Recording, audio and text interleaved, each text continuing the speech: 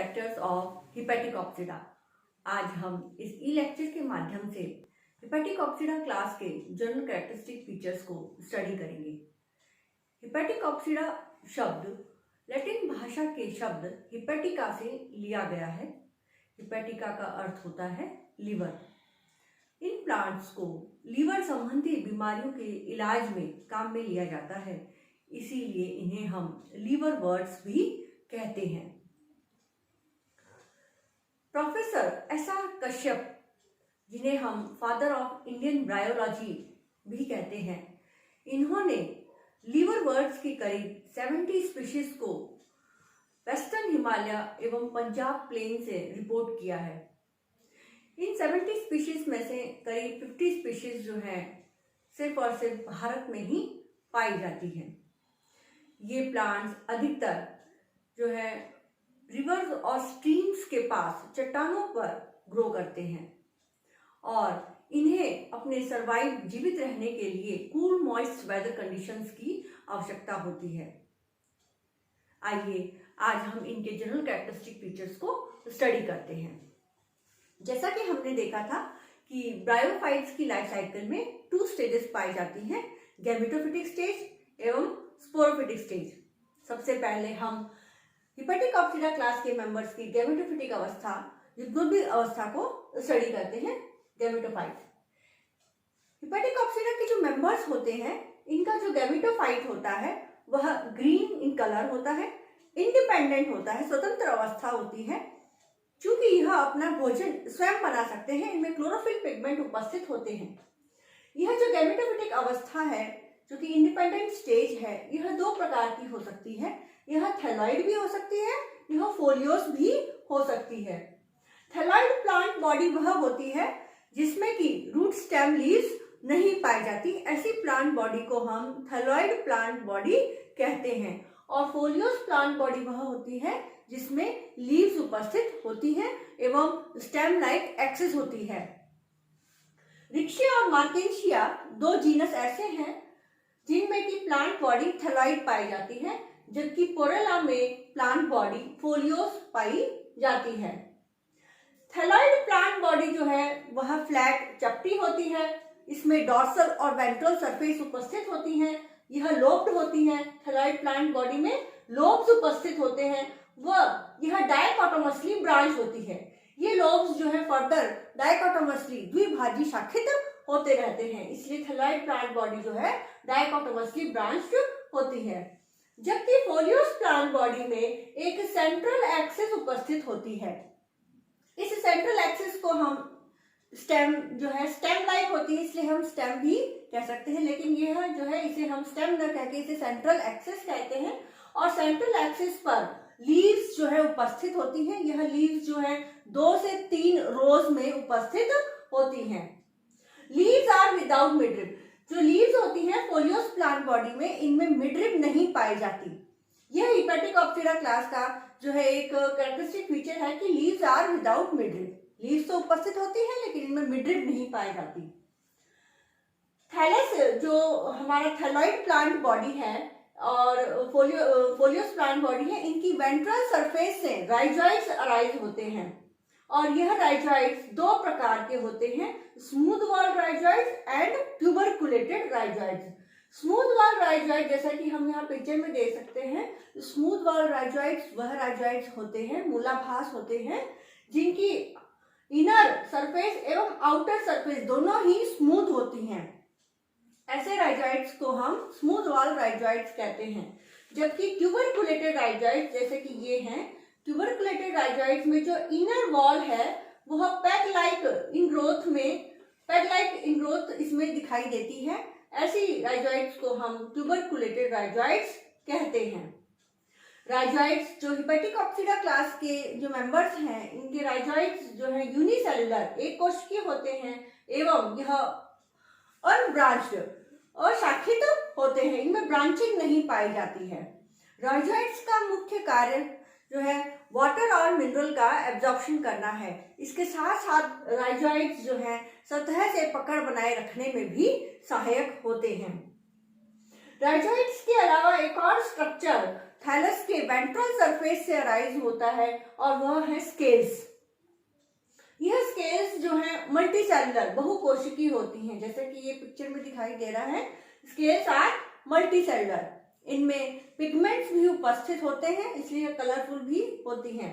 Scales का मुख्य कार्य जो है एपिकल सेल को प्रोटेक्शन प्रोवाइड करना है। यह जो है एपिकल सेल के चारों तरफ घिर के इसको एक प्रोटेक्टिव कवरिंग बनाती हैं इसके चारों ओर, और इसे नष्ट होने से बचाती हैं। इसके अलावा स्केल्स जो है वाटर एब्जॉर्प्शन में भी सहायक होती हैं। अगर हम हिपेटिक ऑक्सीडा मेंबर की एनाटॉमी देखें, anatomy means internal structure, thallus का इंटरनल स्ट्रक्चर अगर हम देखें तो थैलस जो है सिंपल भी है। कुछ मेंबर्स में थैलस जो है इसका एनाटॉमी जो है सिंपल होती है, जबकि कुछ मेंबर्स में एनाटॉमिकल स्ट्रक्चर जो है कॉम्प्लेक्स भी पाया जाता है। इन मेंबर्स में मैकेनिकल टिश्यू पूरी तरह एब्सेंट होते हैं। मैकेनिकल टिश्यू जैसे कोलन कायमा, स्क्लेरन कायमा इनमें नहीं पाए जाते। थैलस में सिर्फ और सिर्फ पेरेन्काइमेटस टिश्यूज ही उपस्थित होते हैं। कुछ मेंबर्स जैसे कि रिक्शिया और मार्केंशिया, इनके इंटरनल स्ट्रक्चर में एयर पोर्स और एयर चैम्बर्स उपस्थित होते हैं। इनके जो फोटोसिंथेटिक टिश्यूज हैं इनमें क्लोरोप्लास्ट पाया जाता है और क्लोरोप्लास्ट में पायरेनॉइड्स नहीं पाए जाते।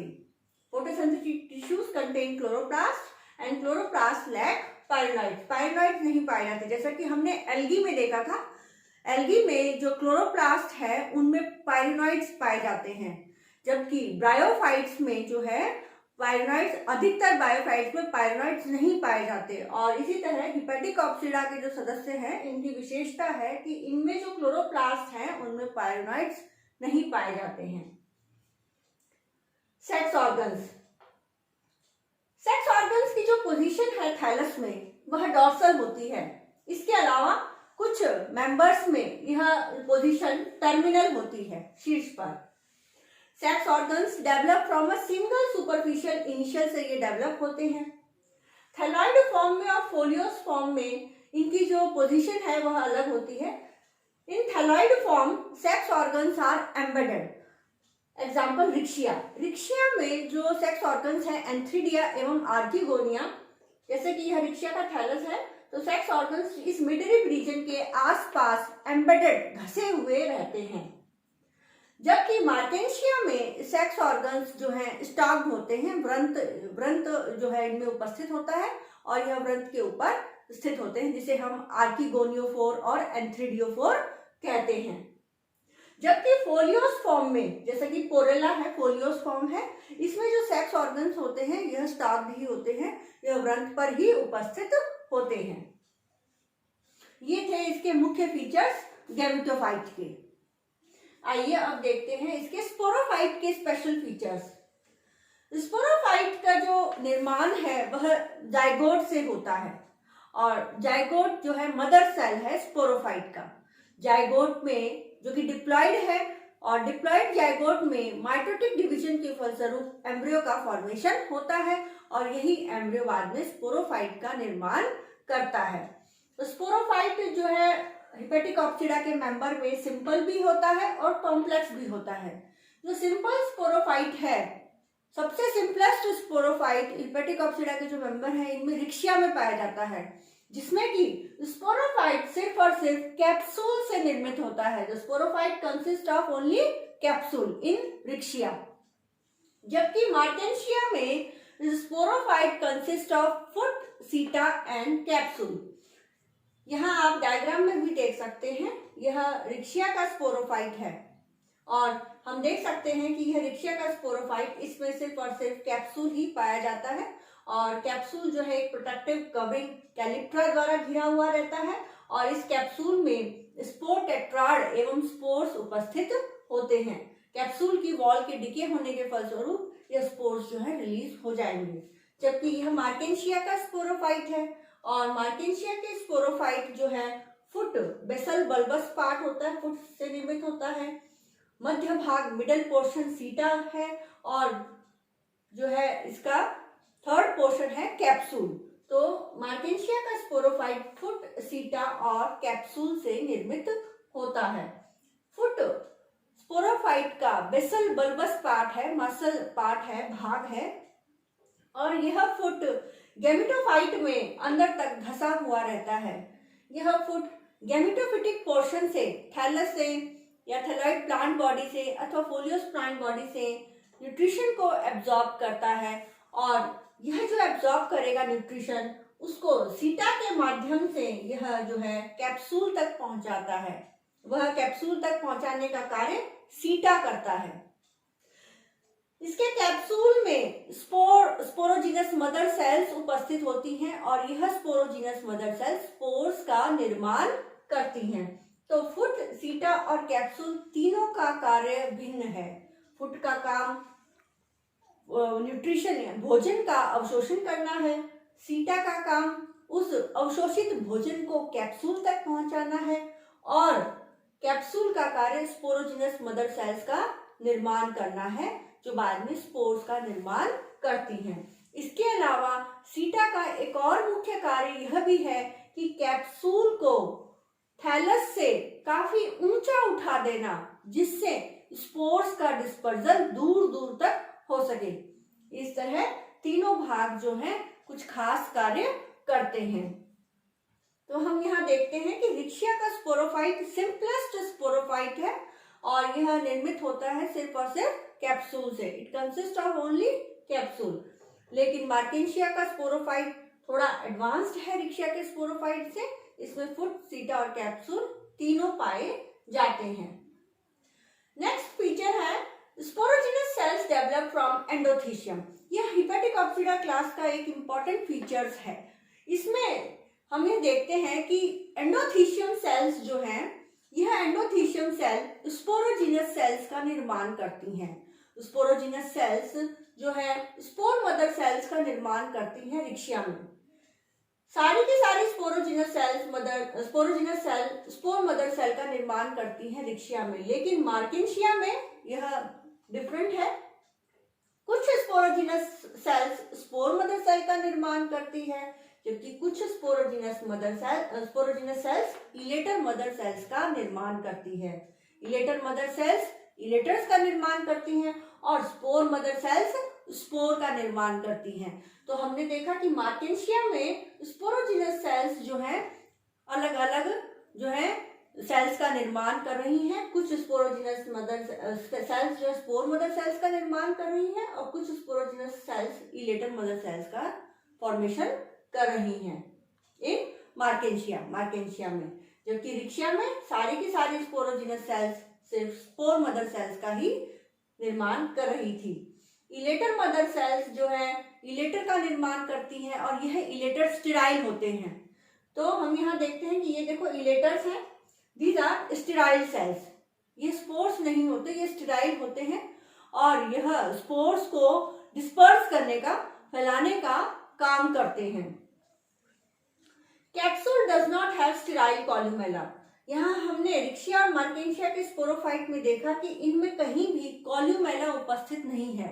कॉल्यूमेला वह रो है सेल्स की जो स्पोरोफाइट में पाई जाती है, और यह स्टेराइल रोज होती हैं सेल्स की। यह स्पोरोफाइट को जो है मैकेनिकल जो है एक तरह से जो है सपोर्ट प्रदान करती हैं, मैकेनिकल सपोर्ट प्रदान करती हैं। Dehiscence of capsule is irregular and indefinite. रिक्शिया और मार्केंशिया एवं हिपेटिकॉप्सिडा क्लास के बाकी सदस्यों में भी जो डिहाइसेंस हो रहा है कैप्सूल का, वह इरेगुलर है, इनडेफिनेट है। कोई स्पष्ट डिहाइसेंस मैकेनिज्म इनमें नहीं पाया जाता।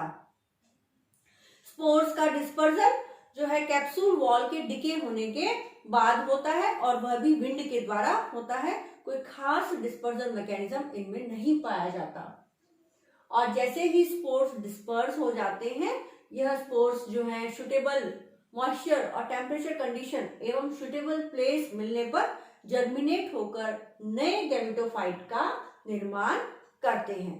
इस तरह हमने देखा कि जो हिपेटिकॉप्सिडा क्लास के जो स्पोरोफाइट हैं, इनका स्पोरोफाइट सिंपल भी है, इनका स्पोरोफाइट कॉम्प्लेक्स भी है। सिंपल स्पोरोफाइट जैसे कि रिक्शिया में पाया जाता है, कॉम्प्लेक्स स्पोरोफाइट मार्केंशिया में पाया जाता है। और कॉम्प्लेक्स स्पोरोफाइट फुट, सीटा और कैप्सूल से मिलकर बनता है।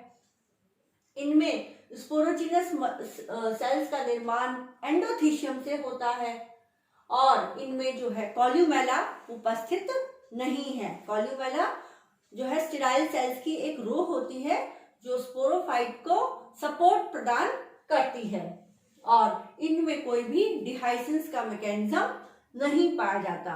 इस तरह हम देखते हैं कि हेपेटिकॉप्सिडा क्लास के जो गैमेटोफाइट है वह भी सिंपल है और इसका जो स्पोरोफाइट है वह भी सिंपल ही है। Thank you.